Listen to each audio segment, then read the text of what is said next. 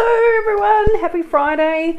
I haven't been on camera for a long time, so I'm just I just like get so busy and there's so much going on, and I've got my 2-day course coming up next weekend, so it's just go creating manuals and making sure everything's ready for the event. That's pretty cool. So anyway, I'm here today to talk about something that I am working with some of my clients with, which we're always working on communication. Communication is the one thing that every single person on this planet can do better, and it's also the one thing that none of us were taught how to do, let's say. And we're told not to do this, you're not doing it right, don't do it that way, in terms of the things that we do in life, but no one's actually sitting down with us and telling us how to communicate. Okay, so I don't know if you guys have seen, I think it's called Call to Courage. Thanks for watching, guys.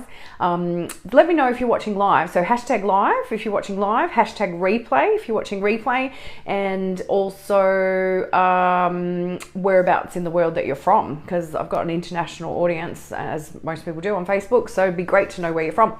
Now, A Call to Courage, I think it's called, by Brene Brown. She's amazing. Very controversial in the news not so long ago for some things that she did, but anyway, the Call to Courage is an amazing TED talk that she does, and she specializes in courage and vulnerability. So I've watched it 3 or 4 times now, maybe 4 times, and I have bawled my eyes out every single time. I remember the first time I saw it, A Call to Courage by Brene Brown, and I cried so hard.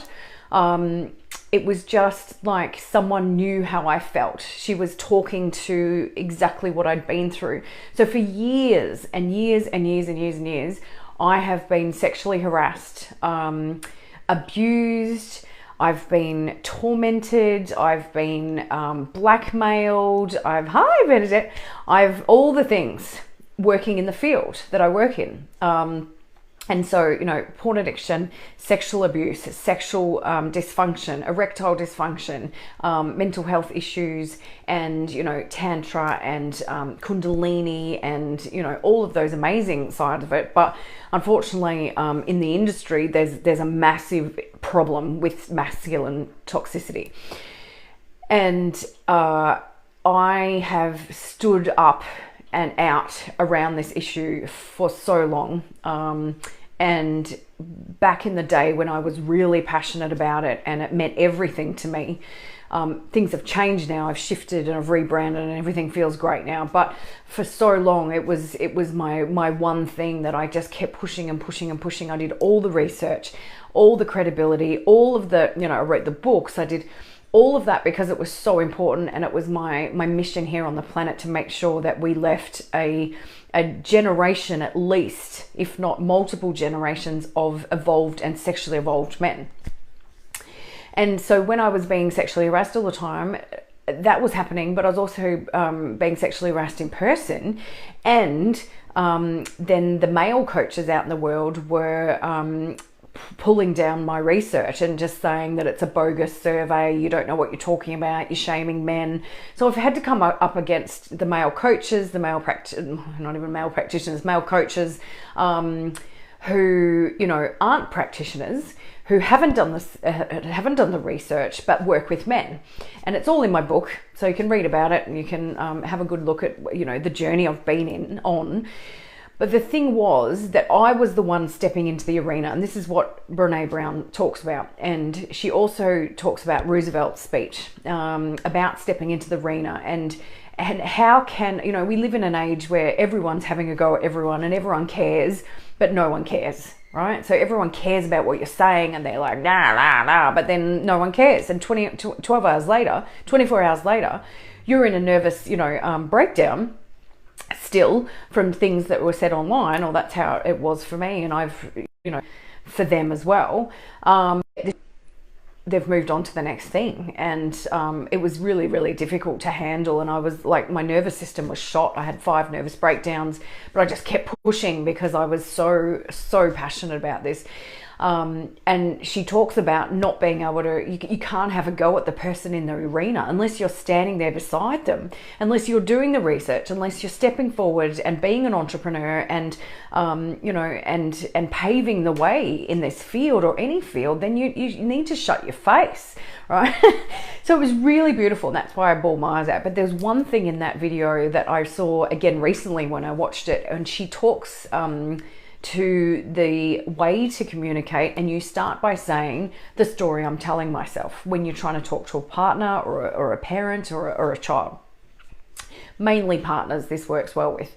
So I'm working with couples at the moment, and I'm working with kids, and I'm working with teens, and I'm working with women, you know, it's a really effective tool to get people to dig a little deeper in terms of their triggers, the way people speak to them, the way they're treated, you know, all of that stuff. And they start to look at, well, when person A says this, I feel this, because the story I'm telling myself is, for example, I have permission to share this, by the way.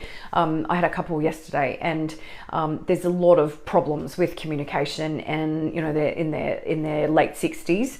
And so, you know, there's that generation of, you know, sweep it under the rug and just get on with life, and, you know, that kind of tough kind of attitude. So it's been a challenge for me, and it taught me so much. And I got them to, some of their homework was to go away with the line, and the way to open that line of communication is the story I'm telling myself is. And I got them to talk about ED and another conversation about intimacy, or both of those things all in the same one, but the two topics separately. And we had an amazing session. So they came back, they did their homework, and they came back, and, you know, the story that the male was telling himself about the ED is, why would anyone want to love someone who's a failure? And that's the story that he's, sorry, I'm getting messages everywhere, the story he's telling himself. And because he's hidden it from her, and hasn't said anything, and he has been too embarrassed to talk about it. The story she was telling herself was that she's not valued, loved, and respected, right? And so when, for example, she asks him a question about something, and he says, I don't know, we even drill down to that level. When he says, I don't know, the story, and just shuts down around the conversation, is the story I'm telling myself is that he doesn't care, and that he doesn't want to talk to me, and that he doesn't value my opinion, or giving me the time of day to even answer my question. So we can use it in all types of scenarios. But once they came back with the story that they were telling themselves, because I work with stories all the time, my biggest thing is to get people out of their story. When you sit down in front of me, you're going to get a big long, when I used to do the massage with the men, the form you'd fill out was 6 pages long, because you either get a guy that comes in and says nothing, or you get a guy that comes in and just it's just in his story, and he's been living in the past and his story all along, and can't even answer a simple question without going into the story. So the reason I have these long forms, and they're intuitively guided, is that I need to know those facts. I don't need to know your story, because you're stuck in your story. My job is to put all the puzzle pieces together and pull you out of that. So, you know, the story, things happen in our lives. Our memories aren't great. We think they are. We think we remember exactly what happened, but we throw things at it as we get older. We don't remember things as they were. 3, 4, 10 people can be in the same room at the same time and witness different things. So it's how you process things and how you filter things through your, you know, inner child that was wounded, or your, you know, wounded masculine or feminine. So when people are talking to you, or saying things, or not responding, or treating you a certain way, it's really important that you look at what it is that you think, or you're perceiving to be happening. So the story I'm telling myself, right? So they came back to me with those stories. Why would anyone want to love me as a failure? So he had ED. And then I'm not loved, respected, or valued, because he hadn't spoken to her about it, and she thought it was her, and they haven't had sex in a very long time. So what I did then was work with those statements as something we need to clear. So then we look up, with the kinesiology and the energy healing, like, we muscle testing. What are the emotions that are coming up that are contributing to this story that you're telling yourself? Where does this come from? Is it from childhood? Is it from the last relationship you were in? Is it all of the above? Is it everything that's ever happened to you in your life? And you start to see the pattern of emotions and things that are coming up. And so, I know for her, for example, it was thymus, which is about being lied to and the lack of integrity. And then it was spleen, which is needing assurance. And so these emotions sit in different parts of our body, and we clear those. Then we turn it around to the goal state, and we say things like, I am lovable, I am a success. And for her, it was, I am loved, I am respected and valued. And so we then test the muscle test, the stress on the goal. Like, how stressful is that goal, that you are lovable? We all want to feel lovable, respected and valued, but we can muscle test. I can get you to say that out aloud, and we muscle test, we get a no, because you don't feel that way, because that's where the problem lies. So then we muscle test, what is the stress on the goal? It might be 7 out of 10. It's like, it's really high. Like, you really can't feel loved and valued and respected, and you were never loved as a child, and all that stuff. So then we clear it. It was 7 out of 10, for example. And so we get it down to 0 or 1 out of 10. We can let it go down to 2, but I get really, I'm like, no, we need to get down to 0. And so did a lot of energy work for the couple. They were on Zoom, by the way. So they were just on Zoom, on the same, camera. And I was doing energy work on her, and then I was doing energy work on him. And, my body was moving and shaking, and all of the intuitive guidance was dropping in. And, this is somatic therapy, all right?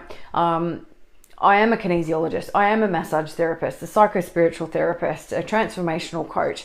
I teach lots of, kinesiology and massages. I know all about Tantra. I'm a breathwork coach. I'm a self-pleasure and intimacy coach. I do a whole lot of stuff, right? But really what we're looking at is it's somatic, which means it's mind, body. I can tell you right now, 100% guaranteed, if you go to a psychologist and all you do is talk therapy and there are no tools given to you, you cannot heal a porn addiction. And I would even go as far as saying you can't heal anything. I love psychology. I know there's plenty of psychologists out there who are amazing, but if you think that just seeing a counselor, therapist, psychologist, psychotherapist, psychiatrist is how you heal, then you would be wrong. And I love to put my opinions out there. So anyway, somatic therapy, mind, body. It's Chinese medicine. It's in the energy fields. It's in your resonance field. It's in your chakras, glands, organs. What wakes you up between 1 and 3 a.m. Anger and resentment, which is your liver doing the work there. So it sits in your different energy fields. There's lots of those as well.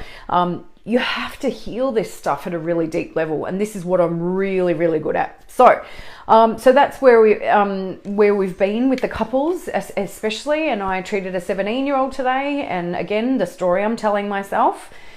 When you hear people roll off belief systems or limiting beliefs, internet's shit, sorry, I'm just no good at school, or I've never been good at anything, or I've never been great at that, or that type of stuff, then that's a limiting belief system. And so you can spin it around instantly by saying to them, the story I'm telling myself is what, and they say it, and they're like, oh my God, right? And it's really healing, it's really deep. And then clearing that, like, what is blocking that from being flipped and being true? So it's really, really cool. It's taken from Brene Brown stuff. I watch videos and movies even, and I get quotes, and it's like an intuitive truck just hits me across the head, and I'm like, oh my God, like, I need to use this, and we're gonna investigate this. So it was really important for me to watch that and work out the story I was telling myself when I was being sexually abused,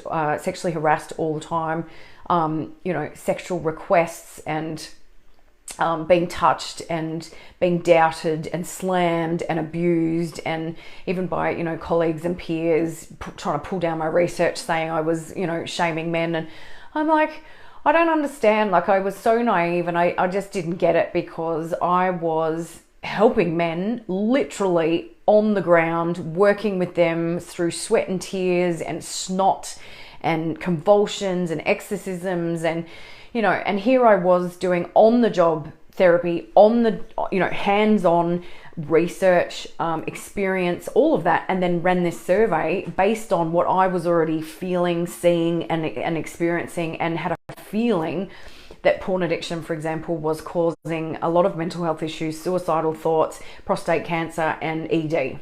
Right, and then my research came in, and it's been running since 2017. That's what the latest book was about, The Uncensored Threat, Losing Generations to Pornography. But there was a time in my life where, well, the last 10 years have been horrendous, where I was a pioneer and I got struck down just because I didn't have a penis, for starters. I still get those comments. There was one the other day. I don't understand how you understand men. How is this coming from a woman? What did he say? Men's energy is very complicated. How do you even understand that? How do you understand the vibration of men? And I'm like, okay. And so all I did was, and not in a smart ass way, I just said, how many men have you treated? How many men have you actually sat in the vibrational frequency of and shifted that frequency, as well as activated Kundalini and worked with all of the vibrations and the energy fields and the chakras and the glands and the blah, blah, blah, blah. Like how many have you worked on? None. Right? But for years I was getting this every day. And so I don't react anymore, but I do address the comments, you don't have a penis and things like that. But it really got to me. And Brene Brown, Call to Courage, was the best thing that ever happened to me. And I got the poster of Roosevelt's thing. I can't remember how it goes, but it's about stepping into the arena, and that anyone that's not next to you in that arena with you at the time, with all of that courage and vulnerability that you are showing, needs to shut up, that they don't have a say, that there is no opinion of other people that should get to you, even though it does, right? So the story I'm telling myself is, just have a think about it. What is the one thing in your life that's really stressing you out, that you're just really struggling with? You might just feel stuck in life, but stuck means that you've come to a halt, that everything is overwhelming, that you've got too many options sometimes, and that you're afraid of success and failure and blah, blah, blah. But like, what is the story that you're telling yourself when you look in the mirror at your body? Which reminds me, I need to go back to the gym. Okay, so it's all about triggers. It's all about communication. I want you to try this with your partner. I want you to sit down and say, like, if something happens, like he doesn't do the dishes, or he leaves a dish on the bench, or it can be big stuff, obviously, as well. But if there's something that's like a little trigger, just say, I just want to say something to you, and I want to say the story I'm telling myself. When you do this, this is the story I'm telling myself, and try and work out what it is. You'll have an amazing open communication, because then he'll start to go, well, actually, when you do this, like when you roll over in bed and you don't make love to me, the story I'm telling myself is that you're not interested in me. And then it goes deeper than that. What does that then mean to you? Well, that I'm being rejected, that I'm not worthy of sex, that you don't love me, you don't want to touch me, that I'm, and then you can go even further, that I'm disgusting, that I'm, that you're not attracted to me. You can go really deep with this. Just one line, the story I'm telling myself. It's a really, really good communication tool. So, Joel and I are going to go live again, probably tomorrow, because we've got some event stuff to work on Sunday. Tomorrow we'll be doing some live healings, and don't pull the cord. And I'm going to do some Kundalini activation on him, and you can all watch, and we'll get it right on video this time, because it was a bit of a weird thing that happened. We turned the camera and it didn't work. So I'm going to do some amazing energy healing on Joel on the weekend, and we might even do, I've got a pretty amazing teenager coming over on Sunday. I haven't spoken to her mum yet about it because it's just coming to me now, but we might even do some healings on Sunday live, because her Kundalini is actually activated and she's psychic, and it's just, she's actually doing my kinesiology course, which is amazing. So we're getting some teens do it. Like, how cool is that? These teens have these amazing abilities, these energy gifts. They've got intuition, and they don't know how to channel it, and they're starting to shut down these gifts and tools and abilities because they're not in a nurturing environment, which is the world. It's not just, you know, their family or whatever. So, you know, their mum might be really nurturing, but then they go to school and they can't say, you know, that they're seeing spirits and stuff. So we give them some, I've got someone over there in the garden half naked, which was great. Thanks, Joel. Anyway, we might do a live session with her as well, so you can see that this isn't just about sexuality and sexual energy and all that stuff. So Joel's also going to do a kinesiology balance on me to show you exactly how easy it is to learn kinesiology, and how anyone can do it, and how much he's picked up from doing, you know, my course. So speaking of which, that's on next weekend. If you'd like to do my course, you need to get in contact with me ASAP. The manuals are going to get done this weekend. I do always do a couple of spare manuals, but we've already started the group chat. They've already received their pre-training on self-muscle testing, which you get for free. And I'm about to start doing like the AO scan and doing the manifestation grid and all of the stuff that I get guided to do prior to. I also do some one-on-one sessions with people if they've been vaccinated, if they've got shattered chakras, if they're disconnected from their energy field. We want to make sure everyone's hydrated, having electrolytes. So I check in with everyone before the course to make sure everyone's okay, and not just asking them, are you okay? I actually do work with them one-on-one, because the last time I did that was just mind-blowing how quickly everyone picked everything up, how quickly everyone shifted their stuff on the table, and all the exorcisms, like I like to call it, all the kundalinis were activating. We don't even teach that, right? So when we prepare students for what is coming, it's pretty big, and it shifts everyone into the, and I do it at my DNA process as well. We make sure everyone's okay, and they get a one-on-one healing on the spot in front of everyone. So it's really cool. Anyway, if you want to do my course, come along. It's next weekend in Chelsea and Victoria and Melbourne, and I do offer payment plans. Payment is due this weekend, but we can work something out if you're struggling and you really feel called to do it. So let me know, and you get a manual and a whole 8 magic balances that you get to learn. You can do this on clients immediately, you know, and you don't have to be a practitioner already to be doing this course. So look out for our lives. The other thing I just wanted to quickly say is that Joel and I are going to start doing joint healings, where you come along and hopefully I'm going to be able to capture this at the course. We're going to do a demo, and yeah, I just want to know your thoughts on that. How do you feel? How would you feel? Or is that hypothetically something that you would like to book in for? I'm just trying to test the room and see if that's too powerful for people, if that's too confronting for people, or if that's too weird, or if it's the most amazing thing you've ever heard of. And if you've ever done my courses or been in the presence or the practice days of Joel and I, you can see the twin flame fire and energy and what happens to people when we both work on them. So we're about to start opening up to that possibility, and shifting into that being a reality. And so I just want to know, like, are you interested in something like that? And we can do it on Zoom, but we'd rather do it in person because we're both in the room. So that's exciting, right? And there's just so much amazing stuff happening. So I have to go now because I'm going off to a healing. So big shout out to Rhiannon, forgetting your last name, but she's done one of my little courses, and I'm going to, you know, she's going to heal the healer, and I'm very excited. So I don't even know what she's going to do. I think it's a mixture of spinal energetics and massage and healing and energy stuff, and I'm so excited. I'll see you all soon. Have a great weekend, and we'll see you tomorrow on live, and maybe on Sunday live as well. See ya.